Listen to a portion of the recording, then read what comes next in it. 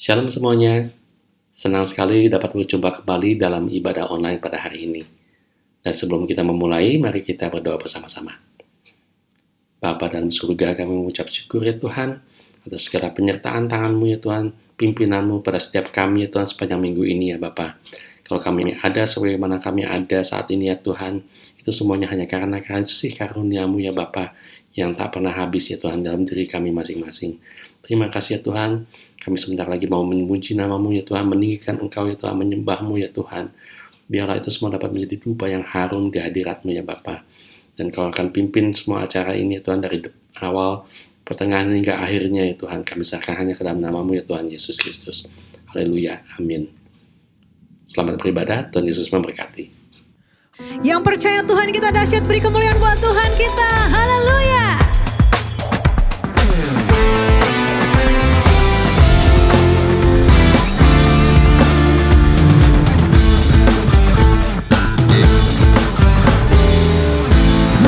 Meskipun musuh di depanku, rintangan menghadang langkahku, tahu sungguh Engkau bersamaku. Beribu rabah di sisiku, berlaksa di sisi kananku, Kau janjimu Engkau bersamaku. Takkan pernah goyah keyakinanku pada dirimu, Yesus Tuhanku. Tiada yang seperti dirimu. Kaulah kuatku, kebanggaanku, gunung batu dan keselamatanku. Kuat tanganku, perlindunganku, Kaulah Allah, sumber kemenanganku.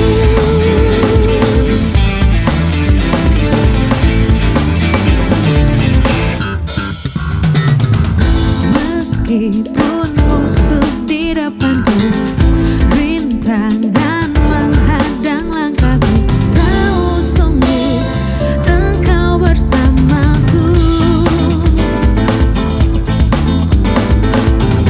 Beribu rebah di sisiku, berlaksa di sisi kananku, tahu janjimu Engkau bersamaku. Takkan pernah goyah keyakinanku pada dirimu, Yesus Tuhanku. Tiada yang seperti dirimu.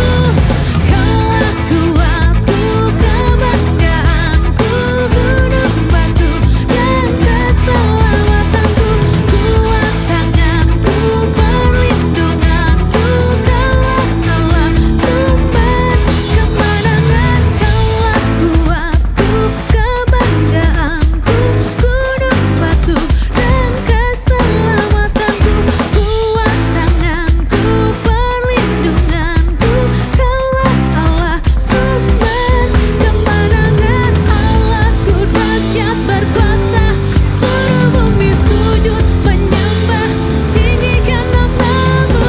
Allahku dahsyat berkuasa, seluruh bumi sujud menyembah, tinggikan nama-Mu. Allahku dahsyat berkuasa, seluruh bumi sujud menyembah, tinggikan nama-Mu. Tinggikan nama-Mu. Tinggikan nama-Mu. Allahku dahsyat. Tepuk tangan buat Tuhan kita yang dahsyat.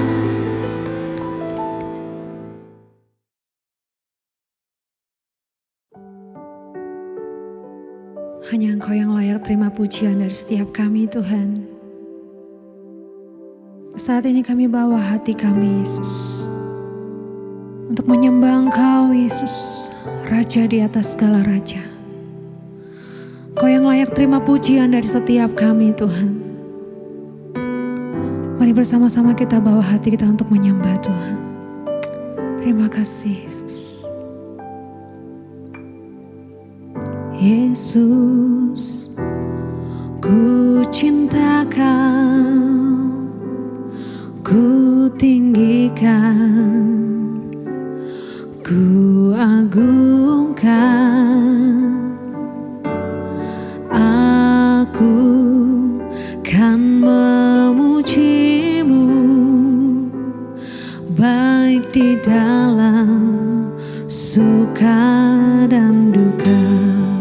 dikatakan, Yesus, ku cinta Kau, ku tinggikan, ku agungkan. Aku kan memuji-Mu, baik di dalam suka dan duka. Sebab Kau layak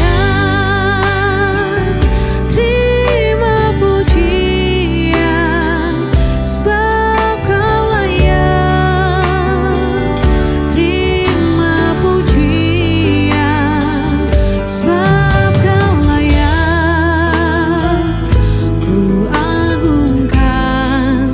Yesus, Raja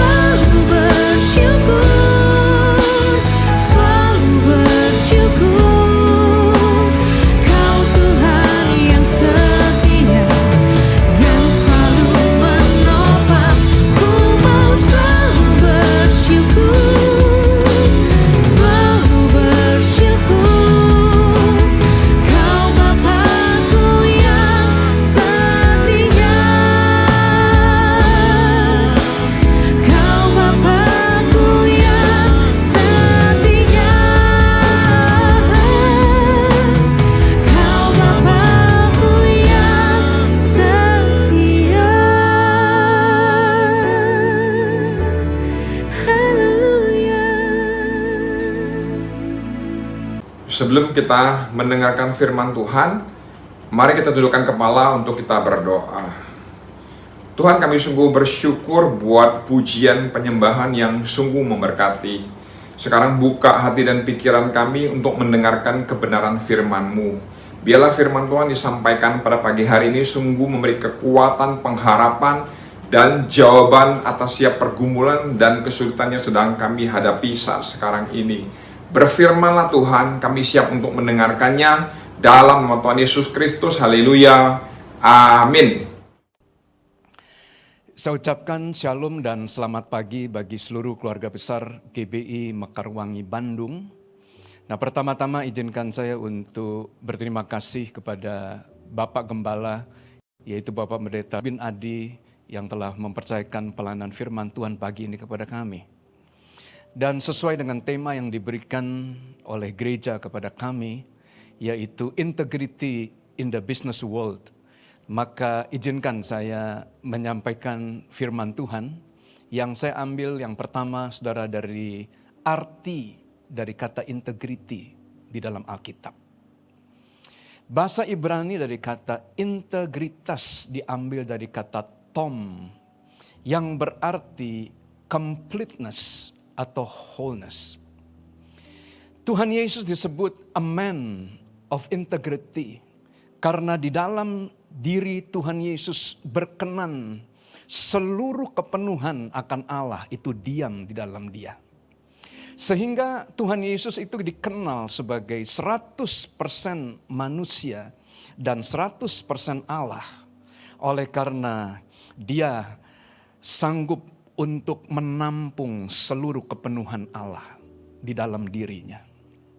Dengan kata lain, pada waktu seseorang itu kehilangan integritasnya, pada waktu seorang itu tidak memiliki integritas dalam hidupnya, maka dia tidak bisa menjadi pribadi yang utuh, pribadi yang penuh.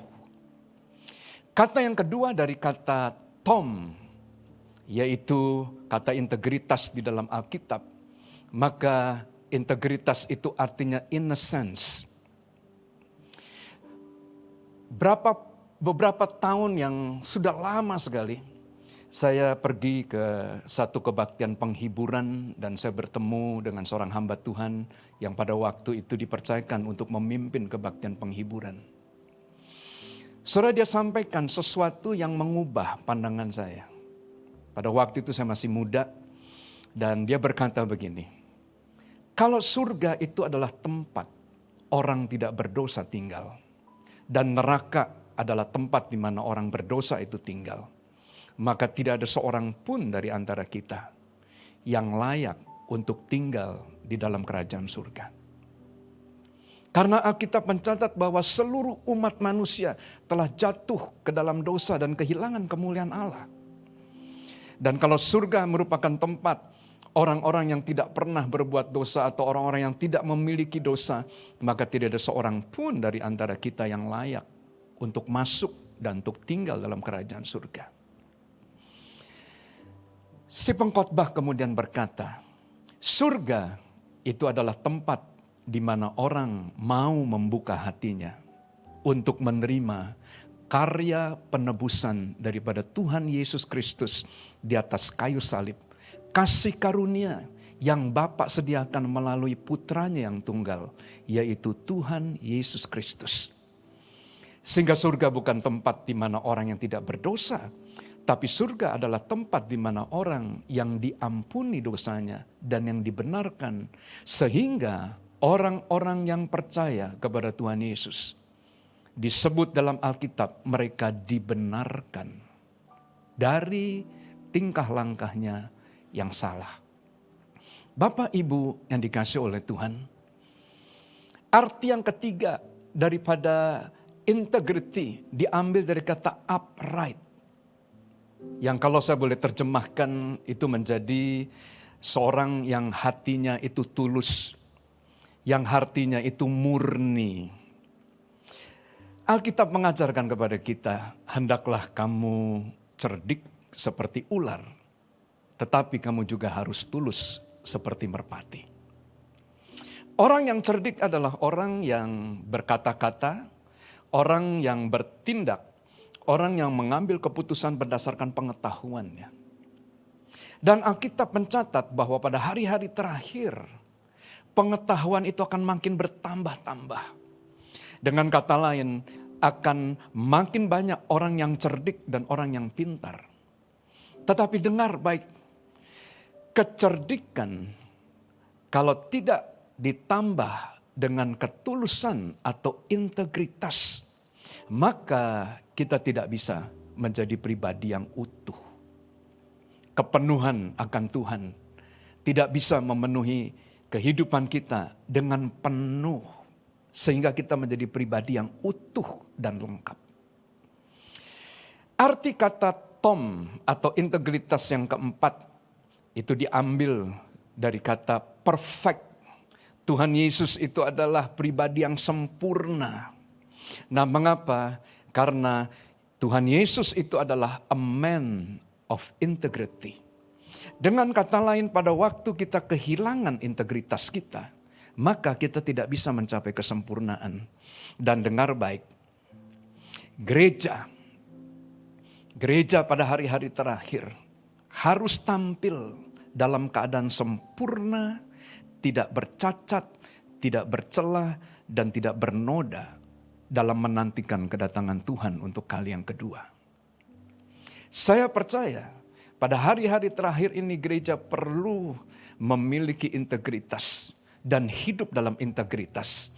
Karena pada waktu integritas itu menjadi bagian dalam kehidupan kita, maka saya percaya gereja akan menjadi lengkap, komplit. Gereja akan menjadi penuh. Gereja akan kedapatan tidak bersalah. Oleh karena kita rela untuk mengakui dosa-dosa kita. Kita rela untuk mengakui kelemahan-kelemahan kita. Dan pengampunan itu turun atas kita. Dan pada waktu kemudian integritas itu ada dalam gereja, kita akan melihat ketulusan daripada hamba-hamba Tuhan yang melayani. Ketulusan daripada umat yang ada. Dan doa saya, kiranya Tuhan akan menyempurnakan seluruh pekerjaan iman kita. Bisa katakan amin? Bisa katakan amin? Beberapa waktu yang lalu, saya duduk bersama-sama dengan beberapa pengurus daripada gereja kami. Dan kami mulai mereview pelayanan-pelayanan yang ada. Dan kami mulai mereview 18 bulan pandemi COVID-19 yang melanda dunia. Nah, ada beberapa hal yang unik yang kami temui, yakni di tengah-tengah masa-masa yang sulit seperti ini, di tengah-tengah goncangan-goncangan yang melanda dunia, maka kami menemukan ada pengusaha-pengusaha yang diberkati oleh Tuhan luar biasa. Contoh, pengusaha-pengusaha yang bergerak dalam bidang oleochemical. Nah, mereka bersaksi, saudara, bahwa tidak pernah penjualan daripada chemical mencapai puncaknya, yaitu pada waktu pandemi itu dimulai. Tahun lalu grafik daripada penjualan perusahaan mereka itu begitu meningkat. Dan tahun ini memasuki semester yang kedua, maka trennya sama dengan tahun yang lalu. Terus perusahaan itu mengalami peningkatan. Dan bukan saja perusahaan-perusahaan yang menjual oleochemical saja, tetapi perusahaan-perusahaan yang bergerak dalam bidang perkebunan, oleh karena harga daripada minyak kelapa sawit, harga daripada minyak dunia, mining, batu bara mengalami kenaikan yang luar biasa. Dan kita sedang menuju ke musim dingin, di mana diperkirakan bahwa harga minyak akan terus lagi meningkat dengan tajam.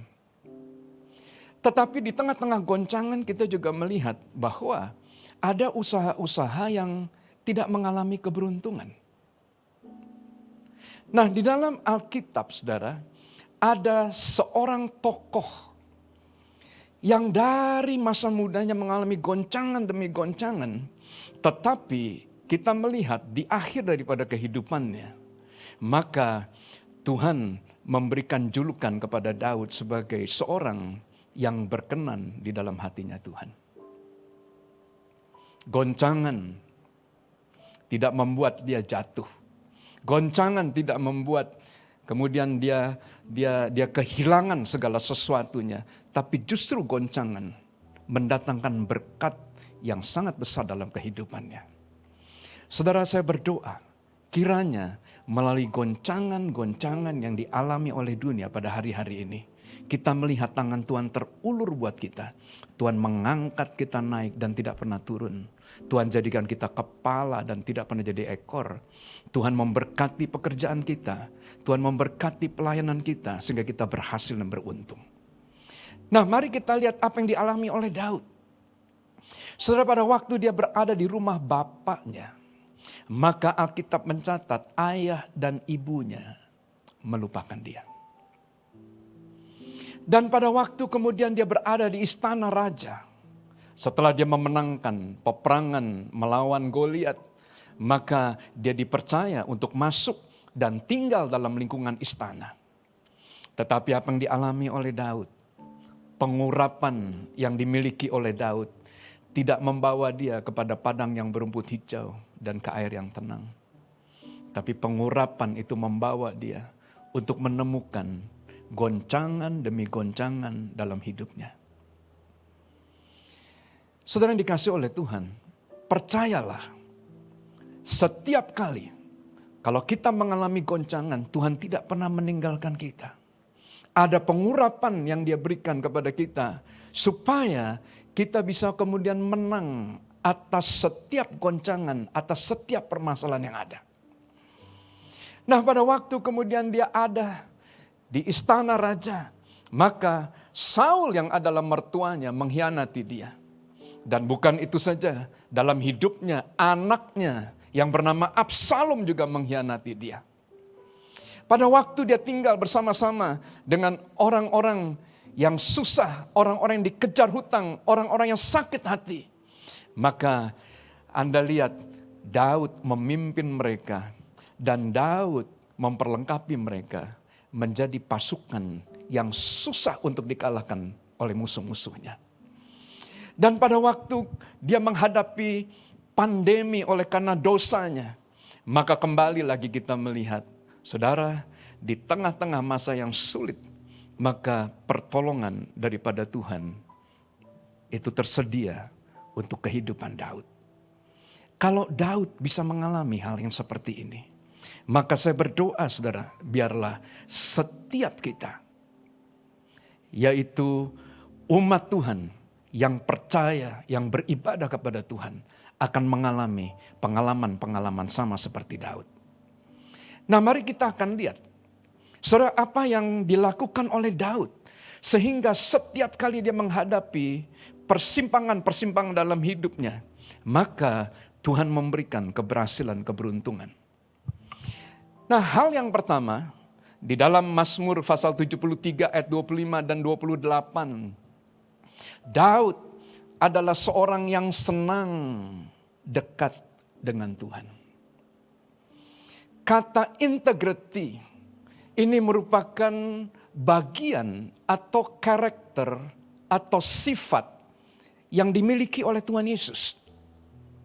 Sehingga gembala yang mengembalakan gereja kami yang ada di kota Medan ini, Bapak Pendeta Edi Prayitno, dalam salah satu khotbahnya, maka beliau berkata bahwa integritas itu adalah bagian daripada kebenaran. Siapakah kebenaran? Kebenaran itu adalah Tuhan itu sendiri. Dan pada waktu Daud, saudara, dia punya obsesi untuk tinggal dekat dengan Tuhan. Daud tidak ingin jauh daripada Tuhan, tapi Daud memindahkan tabut perjanjian Allah dari Kiryat Yearim ke kota Daud, sehingga Daud bisa bersama-sama dengan Tuhan dan Tuhan bisa bersama-sama dengan dia. Maka yang dialami oleh Daud, kebenaran itu mulai memenuhi kehidupan dia. Dan integritas yang merupakan bagian daripada kebenarannya, ini mulai kemudian mengalir dalam hidupnya. Bapak Ibu yang dikasih oleh Tuhan, Daud disebut adalah a mighty warrior. Dia tidak pernah kalah dalam peperangannya. Dia adalah raja yang disegani oleh musuh-musuhnya. Gadis-gadis menyanyikan lagu tentang dia. Kalau Saul mengalahkan beribu-ribu, maka Daud mengalahkan berlaksa-laksa. Saudara yang dikasihi oleh Tuhan, apa yang dialami oleh Daud pada waktu Daud berada di kemah orang fasik. Maka di kemah orang fasik, dia menjadi pribadi yang sangat dikagumi. Gadis-gadis bernyanyi untuk dia, raja-raja datang untuk mengambil isi hatinya dengan memberikan persembahan-persembahan yang menyenangkan hati Daud. Dan mereka ingin mengambil hati Daud daripada Daud. Mereka ingin memperoleh perhatian daripada Daud sebagai orang yang disegani, yang ditakuti. Tetapi apa yang terjadi pada waktu Daud berada di kemah daripada Tuhan sendiri? Maka Daud menuliskan satu mazmur. Lebih baik satu hari di pelataran-Mu daripada 1000 hari di tempat lain. Memuji-Mu, menyembah-Mu, Kau Allah yang hidup, dan menikmati semua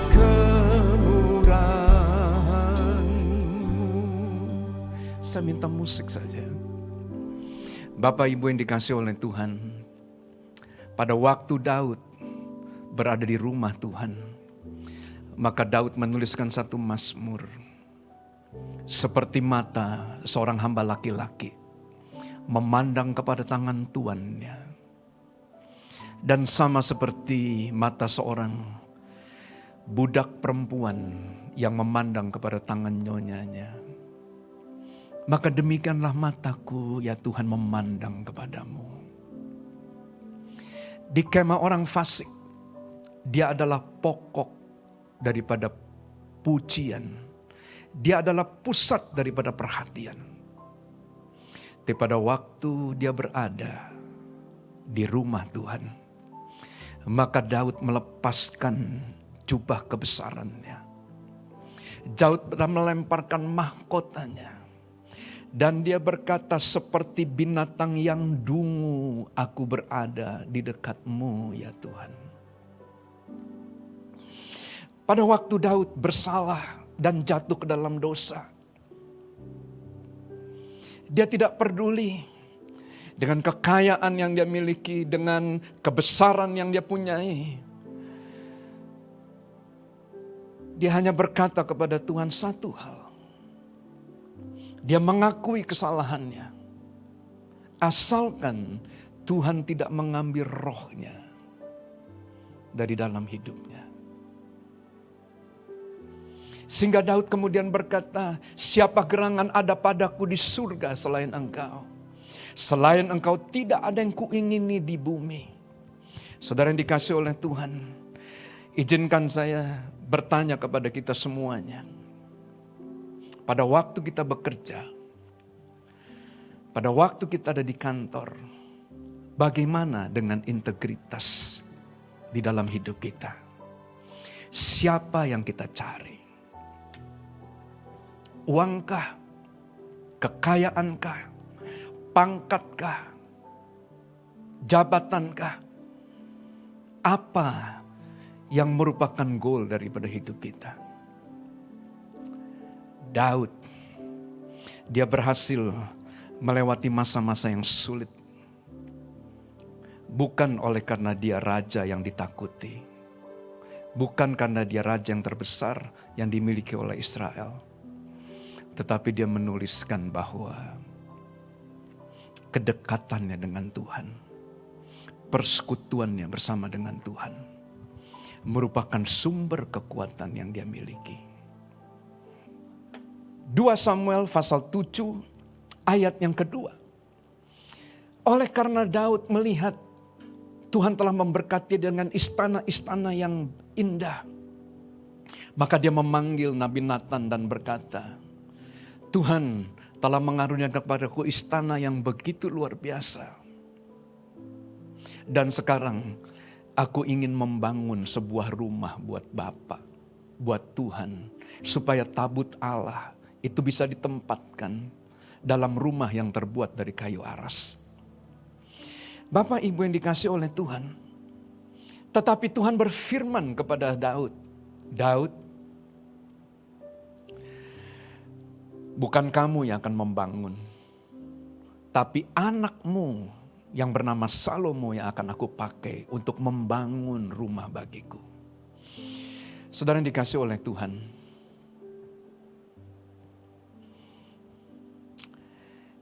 tidak mudah kalau kita telah memiliki satu jabatan yang penting di dalam masyarakat. Kalau kita memiliki kekayaan yang sangat besar, kita biasa memerintah dan kita biasa memberi perintah. Tetapi kali ini, apa yang merupakan kerinduan daripada hati Daud yang sangat mulia? Dia ingin membangun sebuah rumah buat Tuhan. Tiba-tiba Tuhan berkata, bukan kamu Daud. Kamu tidak bisa membangun karena tanganmu berlumuran darah. Tetapi anakmu yang bernama Salomo yang akan membangun rumah bagiku. Bapak Ibu yang dikasih oleh Tuhan, mengapa Daud begitu terobsesi untuk membangun rumah buat Tuhan? Mari kita lihat ayat selanjutnya. Pada waktu Israel berada di padang gurun, pada waktu itu musuh daripada Israel merupakan tentara-tentara pilihan yang biasa untuk berperang. Fir'aun dan tentaranya menguasai Israel lebih daripada 400 tahun. Dan pada waktu mereka keluar, mereka tahu bahwa mereka bukan tandingan, mereka bukan lawan daripada Fir'aun. Dan pada waktu mereka berada di padang gurun, maka dicatat musuh-musuh mereka begitu banyak, yaitu suku-suku yang ada dalam padang gurun. Yang di atas kertas merupakan kerajaan-kerajaan yang dipimpin oleh seorang raja yang memiliki pasukan yang luar biasa. Dan mereka adalah budak selama 400 tahun lebih. Saudara yang dikasih oleh Tuhan, tidak mudah membawa laki-laki, anak-anak, dan perempuan-perempuan berjalan di padang gurun, yaitu satu masyarakat yang tidak terlatih untuk berperang. Bagaimana cara Musa memimpin mereka? Musa berdoa di dalam Keluaran 33. Dari manakah gerangan akan diketahui bahwa aku telah mendapat kasih karunia di hadapanmu, yakni aku dan umatmu ini.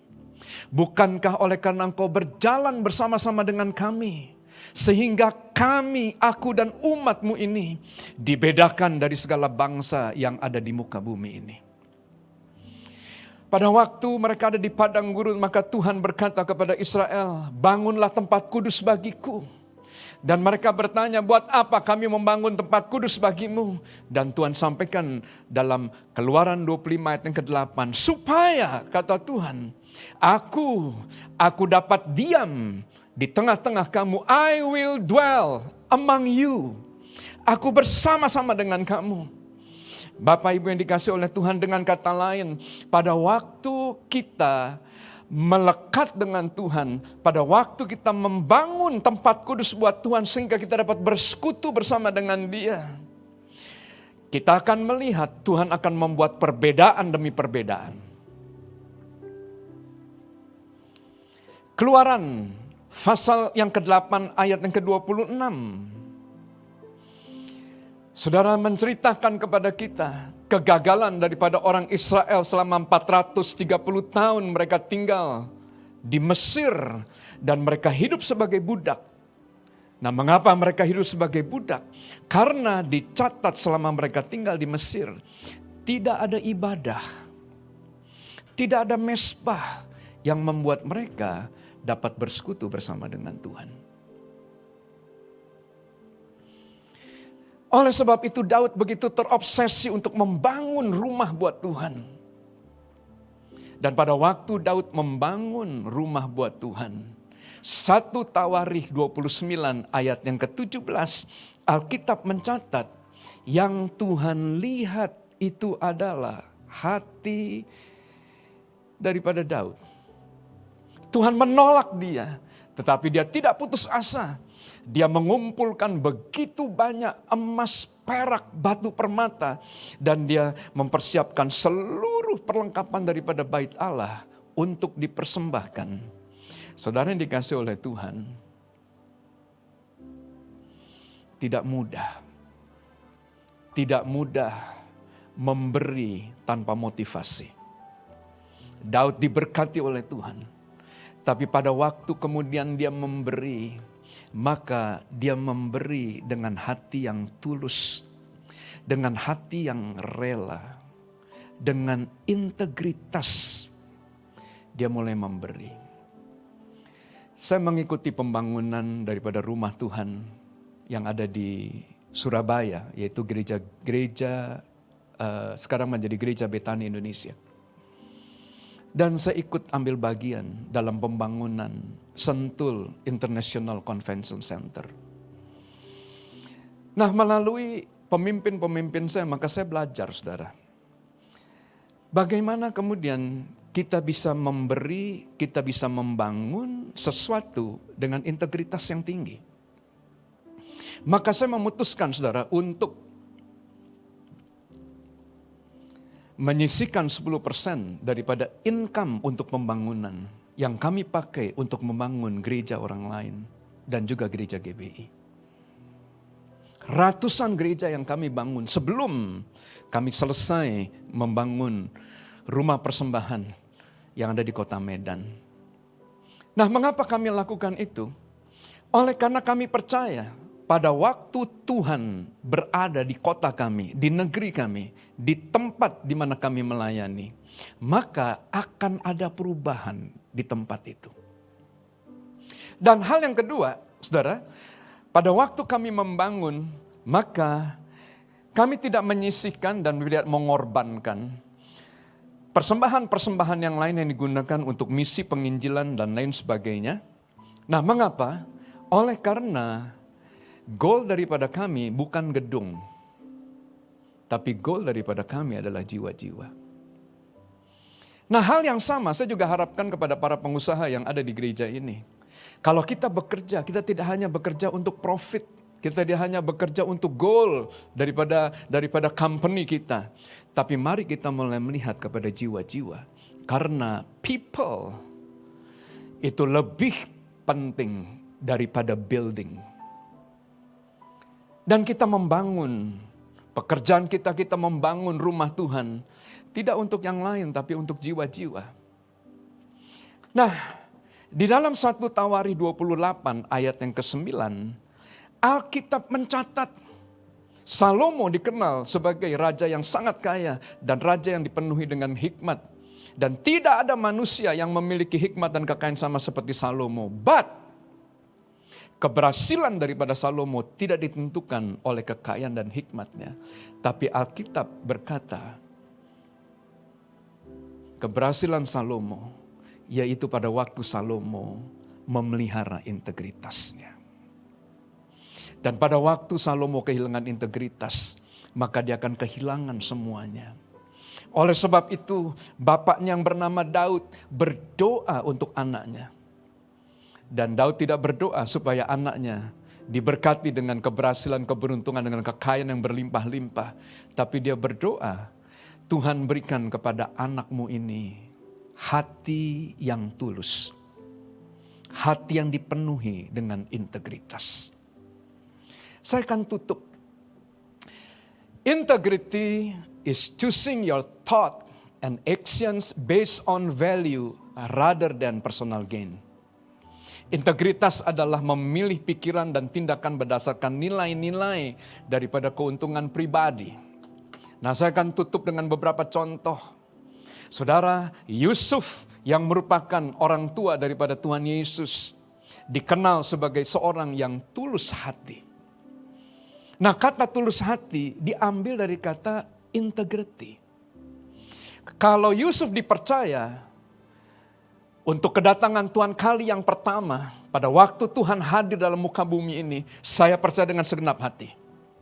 Gereja yang dipercaya untuk menantikan dan menyambut kedatangan Tuhan untuk kali yang kedua adalah gereja yang memiliki ciri-ciri seperti Yusuf. Yaitu gereja yang dipenuhi oleh integrity. Jemaat mula-mula Kisah Rasul pasal 2, 46-47. Gereja setiap hari ditambahkan dengan jumlah orang percaya. Bukan oleh karena penginjilannya, bukan karena khotbahnya yang luar biasa. Tapi dicatat karena mereka semuanya kedapatan pribadi-pribadi yang tulus hati. Dan mereka disukai oleh semua orang sehingga Tuhan menambahkan jumlah orang percaya. Dan Cornelius adalah pribadi yang pertama yang mengalami lawatan daripada Roh Kudus. Dan saya percaya dengan segenap hati pada waktu Tuhan menemukan integriti dalam kehidupan seseorang, maka Roh Kudus akan melawat kita. Doa saya, biarlah setiap kita memiliki integritas dalam hidup ini. Sehingga sebagaimana Yusuf dipercaya pribadi daripada Tuhan, gereja ini juga dipercaya pribadi Tuhan. Sebagaimana kita melihat perwira di Kapernaum dilawat oleh Roh Kudus, maka demikian Tuhan juga akan melawat Anda. Sebagaimana gereja mula-mula tiap-tiap hari ditambahkan dengan jumlah orang percaya, kiranya Tuhan akan menambahkan jumlah orang yang percaya bersama-sama dengan saya katakan, amin. Tuhan memberkati kita semuanya.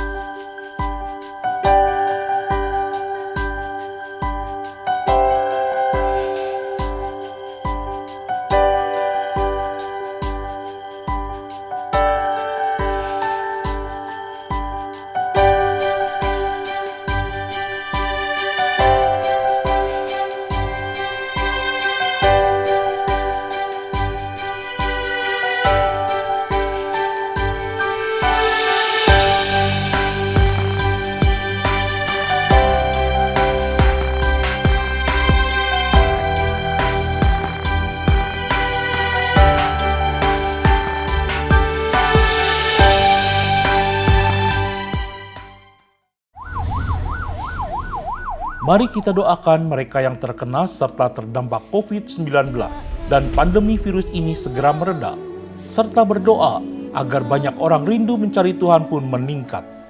Bergabunglah dalam Gerakan Doa Nasional GBI yang dimulai tanggal 1 hingga 14 Juli setiap jam 9 malam.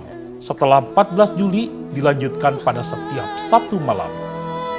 Gerakan Doa Nasional GBI.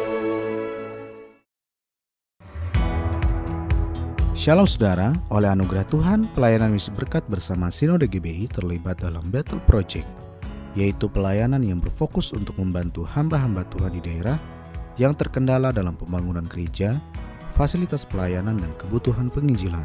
Dari donasi yang saudara sudah kirimkan ke rekening PMB, per tanggal 7 Juli 2021, terkumpul dana sebesar Rp247 juta, dan pada tanggal 28 Juni yang lalu, PMB sudah mengirimkan ke rekening Sinode GBI sebesar Rp120 juta guna membangun gereja GBI Sesawi yang terletak di Kabupaten Timur Tengah Selatan NTT, dan inilah progres pembangunan saat ini.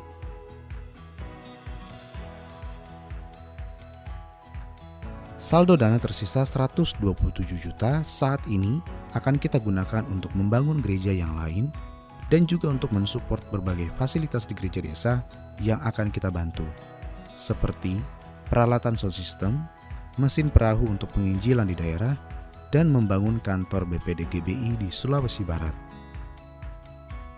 PMB berterima kasih untuk setiap taburan yang sudah saudara beri bagi pekerjaan Tuhan di Battle Project ini.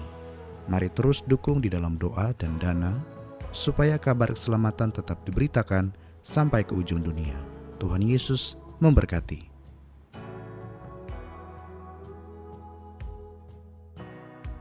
Puji Tuhan, kita sudah mendengarkan kebenaran firman Tuhan, dan sebelum kita mengakhiri ibadah hari ini, mari kita bersatu di dalam doa. Bapa kami yang ada di dalam surga, terima kasih Tuhan untuk kebenaran firman-Mu pada hari ini. Kami sungguh mengucap syukur Tuhan untuk setiap benih kebenaran firman-Mu ini. Ajar kami untuk selalu boleh menjadi pelaku-pelaku firman-Mu Tuhan, dan ajar kami untuk selalu mencari kehendak-Mu Tuhan di dalam kehidupan kami ya Tuhan. Terima kasih Tuhan untuk hamba-Mu yang sudah menyampaikan firman-Mu Tuhan. Biarlah Engkau yang memberkati, mengurapi hamba-Mu ya Tuhan. Biarlah Engkau terus yang memakai hamba-Mu ini menjadi berkat Tuhan bagi seluruh bangsa Indonesia Tuhan. Terima kasih Tuhan, kami berdoa secara khusus untuk bangsa dan negara kami ya Tuhan Indonesia. Kami perkatakan shalom untuk Indonesia. Kami perkatakan shalom untuk kota Jakarta Tuhan. Ampuni bangsa kami ya Tuhan.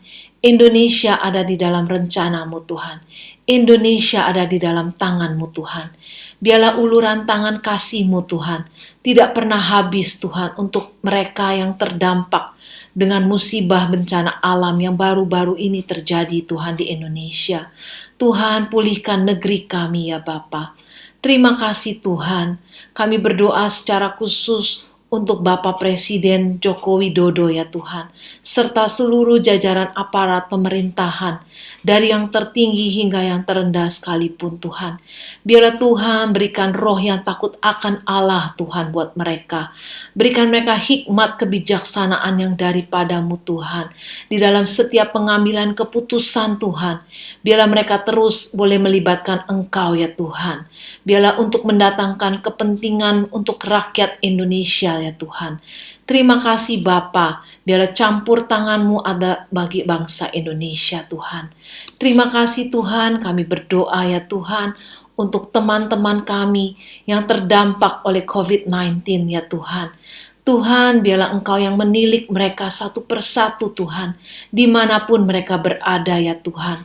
Biarlah tangan-Mu sendiri ya Tuhan, yang menjamah mereka Tuhan. Karena kami percaya Engkau Jehovah Rafa, Engkau Allah penyembuh kami ya Tuhan.